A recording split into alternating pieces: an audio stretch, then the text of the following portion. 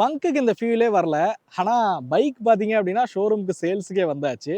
அப்படி எந்த பைக்கை பத்தி பேசிட்டு இருக்கேன்னு பார்த்தீங்கன்னா சிபி 300F. இந்த ஃப்ளெக்ஸ் ஃபியூல் அப்படின்னு சொல்றாங்களே அப்படின்னா என்ன அப்படிங்கிறத இந்த வீடியோவில் பார்க்கலாம். ஸோ ஃப்ளெக்ஸ் ஃபியூல்னா என்னப்பா அப்படிங்கிற ஒரு கேள்வி உங்களுக்குள்ள இருக்கும். ஸோ எத்தனால் 85% கேசுலின் 15% கலந்த ஃபியூலை உங்களால் இந்த வெஹிக்கிளில் பயன்படுத்த முடியும். ஸோ அதை தான் இவங்க வந்து ஃப்ளெக்ஸ் ஃபியூல் அப்படிங்கிறது சொல்கிறாங்க.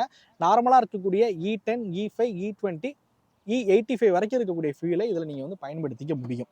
இந்த E85 ஃபியூலை நார்மல் பைக்ஸில் யூஸ் பண்ணலாமா அப்படின்னு கேட்டிங்கன்னா E20 ஃபியூலே நார்மல் பைக்ஸில் யூஸ் பண்ணக்கூடாது. ஏன்னா எத்தனாலுக்கு பார்த்தீங்க அப்படின்னா சில மெட்டீரியல்ஸை, சில மெட்டல்ஸை வந்து அரிக்கக்கூடிய தன்மை கொண்டதாக இருக்கும். அதனால தான் நார்மல் பைக்ஸில் அதை யூஸ் பண்ணக்கூடாது அப்படிங்கிறாங்க. ஸோ ஃப்ளெக்ஸ் ஃபியூல் இருக்கக்கூடிய பைக்ஸில் தாராளமாக பார்த்தீங்க அப்படின்னா E85 ஃபியூல்ஸ் வந்து பயன்படுத்தலாம். இப்போதைக்கு பார்த்தீங்கன்னா இந்தியாவில் ஒரு 186 பங்க்ஸில் வந்து ஃப்ளெக்ஸ் ஃபியூல் அவைலபிளாக இருக்குது அப்படின்ட்டு இருக்காங்க. தமிழ்நாட்டிலையும் சென்னையில் இருக்குது அப்படின்ட்டு இருக்காங்க.